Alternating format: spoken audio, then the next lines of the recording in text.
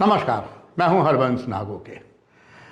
देश के शासक बहुत कम होते हैं जो हर समुदाय को एक ही नज़र से देखें, और ये काम इतिहास बनाया है देश के प्रधानमंत्री नरेंद्र भाई मोदी ने, जिन्होंने हर वर्ग को बराबर नज़रों से देखा है। इससे बड़ा और उदाहरण क्या हो सकता है। जम्मू कश्मीर जो मुस्लिम बाहुल राज्य है, उसमें इसी मुस्लिम बाहुल राज्य के एक समुदाय जो था पहाड़ी, उनके साथ लगातार 7 दशकों से लगातार सौतेली माँ का व्यवहार होता रहा। ख़ास करके चाहे उत्तरी कश्मीर, गुलाम कश्मीर की सीमा के लगते हुए जिला बारामूला या कुपवाड़ा हो, या रजौरी पुंछ जो जम्मू क्षेत्र में आता है, ये भी गुलाम जम्मू कश्मीर सीमा के साथ है। लगातार अन्याय होता रहा। चूँकि गुज्जर समुदाय को कुछ तकलीफ होती थी, मगर प्रधानमंत्री ने इसकी परवाह नहीं की। उनको अपनी जगह बहुत अच्छा रखा, और इधर गुज्जर समुदाय के बाद पहाड़ी समुदाय को जो नया इतिहास दिया, हर तरफ खुशी है। और उसमें ब्यूरोक्रेट हैं, किसान हैं, और आइए तभी मीडिया अपना वही दायित्व निभाते हुए कि सबसे पहले तभी मीडिया आपके सामने ला रहा है जो पहाड़ी समुदाय सोचते हैं, जो उन्हें रिजर्वेशन मिला। ये दर्शकों, ये कड़ी लगातार चलेगी। और इस पहले एपिसोड में लंबे समय तक बॉर्डर सिक्योरिटी फोर्स में शानदार कमान करने के बाद उत्तरी कश्मीर के राजा एजाज, जो कि फिर जम्मू कश्मीर पुलिस में आए, इंस्पेक्टर जनरल पुलिस से रिटायर हुए, लगातार वो भी जिद्दोजहद करते रहे कि उनके समुदाय को रिजर्वेशन मिले, और वो मिल गई है। आइए उन्हीं से आपसे कराते हैं मुलाकात। यही श्रृंखला की पहली कड़ी है, आप देखिए। आप सभी का स्वागत है। प्रधानमंत्री नरेंद्र मोदी जी के दौरे से पहले कई जो घोषणाएं की गई हैं, पूरा जम्मू कश्मीर हर्षोल्लासित है। और ख़ास करके हम बात करें उस समुदाय की जिसे पिछले 7 दशकों से लगातार सौतेली माँ का व्यवहार किया गया है, वो भी जम्मू कश्मीर के जो मुस्लिम बाहुल से हैं, मगर सौतेली माँ का व्यवहार बढ़ता ही गया। उसी समुदाय से इंस्पेक्टर जनरल पुलिस अलग अलग पदों पर रह चुके, अब सेवानिवृत्त, और पहाड़ी क्षेत्र खासकर जो उत्तरी कश्मीर आतंकवाद से ग्रस्त है, राजा एजाज अली साहब हैं। और मैं उनका बड़ा शुक्रगुजार करता हूँ कि तभी मीडिया का जब उन्हें मालूम चला, उन्होंने मुबारक दी, तो मैंने कहा मुबारक तभी मीडिया कबूल करेगा जब एक नया फैसला खास करके ओबीसी का आप समुदाय को मिला है। आप क्या कहते हैं सर? आपका बहुत बहुत शुक्रिया। और आईजी साहब, मैं आभार भी प्रकट करता हूं, आपने एक ही कॉल पर अपने समय दिया। मैं जानना चाहूँगा सर, प्रधानमंत्री के ये जो हुआ है, एक नया इतिहास बना है। दर्शक पहले आपके ओपनिंग रिमार्क चाहेंगे, आप कैसा महसूस कर रहे हैं? हरबंस जी, सबसे पहले आपको बहुत बहुत बधाई हो इस नए वेंचर की, और हम इसको आपको अप्रिशिएट करने आए हैं।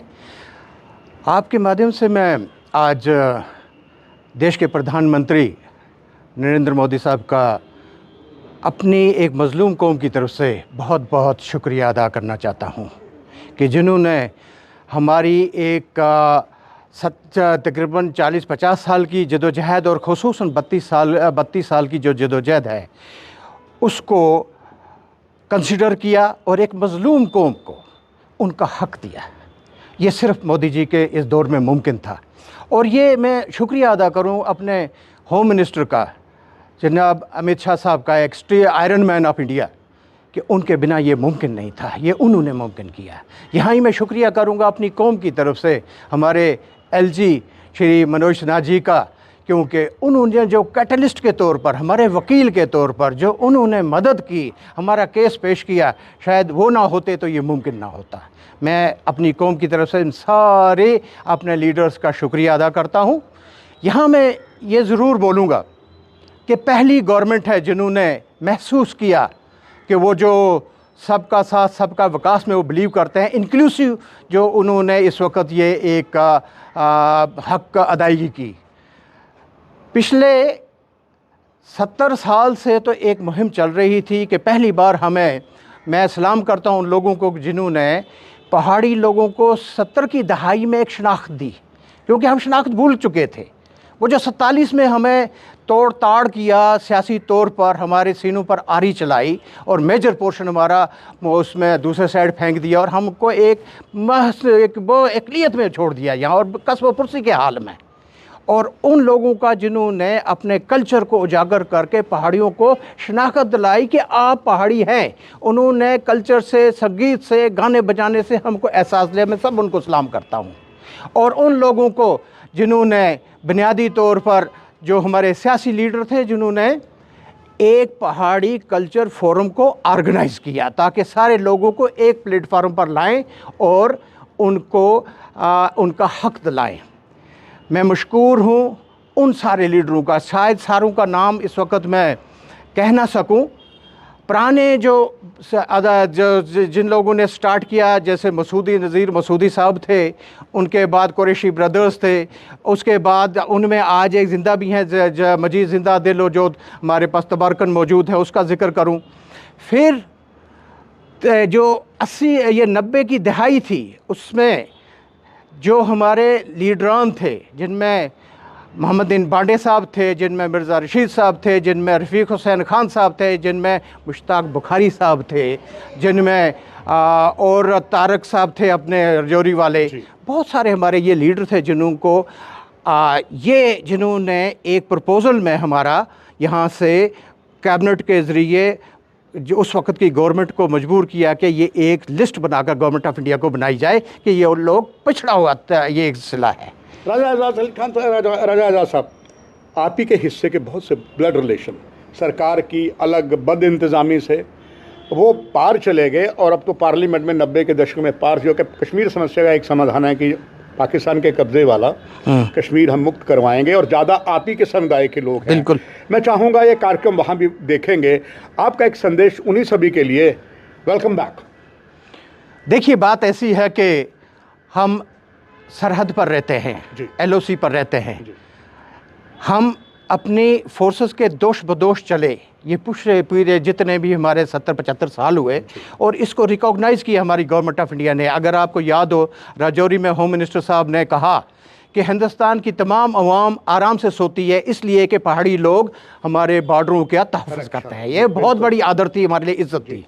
इसी तरह मैं उन भाइयों से अपने पार इस्तदा करता हूँ कि ये जो हम हैं यहाँ, हम डेवलपिंग हैं। हमारा एक जैसा पहाड़ी तबका था जो आज तक डिप्राइव्ड था, आज की गवर्नमेंट ने उसको भी ये अपना जो हक है शेड्यूल्ड ट्राइब का, वो हमको देकर बहुत बड़ा हम पर एहसान किया, और कोशिश ये की है कि हमको सोसाइटी के उस तबके के बराबर लाएं जो बाकी तबकों में यहाँ तरक्की हुई है।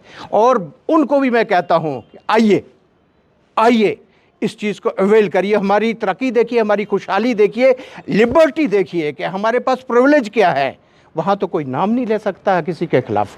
सर, प्रधानमंत्री आने वाले हैं और खबर ये आ रही है कि जो इंद्र देवता हैं, मौसम विभाग कहता है बड़ा कहर बरपाएगा, मगर मोदी एक युग पुरुष हैं और आपको भी पूरी उम्मीद है बारिश बरसात कुछ नहीं कर पाएगी। आपकी बिरादरी जो है उनका एक अपना पहनावा है, और मुझे कोशिश चल रही है, पगड़ियाँ वगैरह सब तैयार कर रहे हैं कि मोदी जी आएंगे, आप भी यहाँ होंगे, उनका स्वागत करेंगे। दर्शक जानना चाहेंगे उस वक्त आपकी कौम की, सारे पहाड़ी समुदाय की ड्रेस क्या होगी जो अलग सी हमेशा दिखती है? देखिए, हर कौम जो होती है वो अपनी एक पहचान कहीं ना कहीं, इतने बड़े जो मजमा होता है, जलसा होता है, उसमें पहचान अपनी करने की कोशिश करती है। हम लोगों ने एक फ़ैसला किया था बहुत पहले, जब मैंने और हम मुलाजमीन ने ऑर्गेनाइज़ करके अपनी लीडरशिप को तैयार किया था कि गवर्नमेंट ऑफ इंडिया के साथ कंटेस्ट करें कि हमारा हक अदायगी हो, हमें भी ST दें। उस वक़्त हमने एक कसम की थी, वादा किया था कि जो भी गवर्नमेंट, जो भी पार्टी हमें हमारा हक देगी, हम उसका साथ देंगे और अपना एहसान का बदला एहसान में देंगे।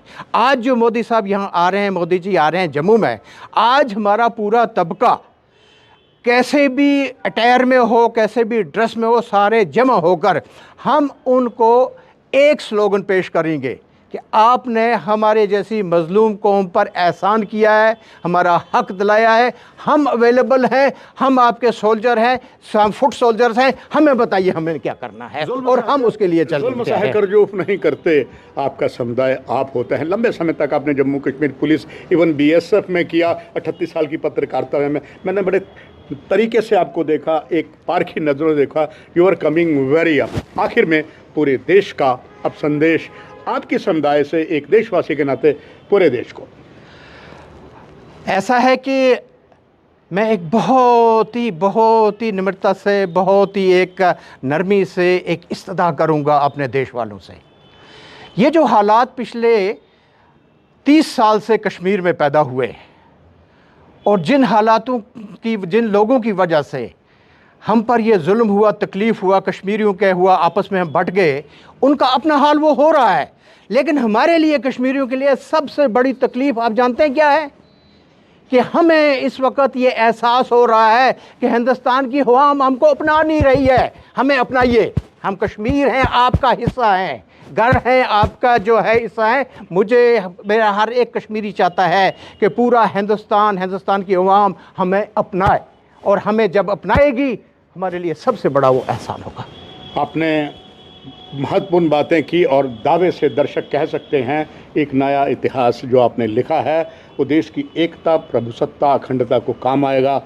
आइए साहब, आपने विशेष, मुझे कहूँ मेरे चैनल को, आपने इतना आशीर्वाद दिया। और आपसे एक बस चलते चलते वादा लेना चाहूँगा, जब जब हमें आपकी कौम के लिए जो बात आप कर रहे, रिप्रेजेंट कर रहे हैं, जब जब आवश्यकता होगी वो जानकारी इस चैनल के माध्यम से देंगे। आप यकीन मैं बहुत मशकूर हूँ कि आपके चैनल ने हमें मौका दिया हमारे अपनी बात पेश करने के लिए। Thank you very much. दर्शकों, ये एक शख्सियत थे और उत्तरी कश्मीर के उस स्थान से हैं जो आतंकवाद से ग्रस्त है, मगर इनके लिए सबसे बड़ी बात है कि सारे जहाँ से अच्छा हिंदुस्तान हमारा आजी साहब ने कर दिखाया है और एक नया इतिहास जम्मू कश्मीर में लिख दिया है। कार्यक्रम की ही समाप्ति है।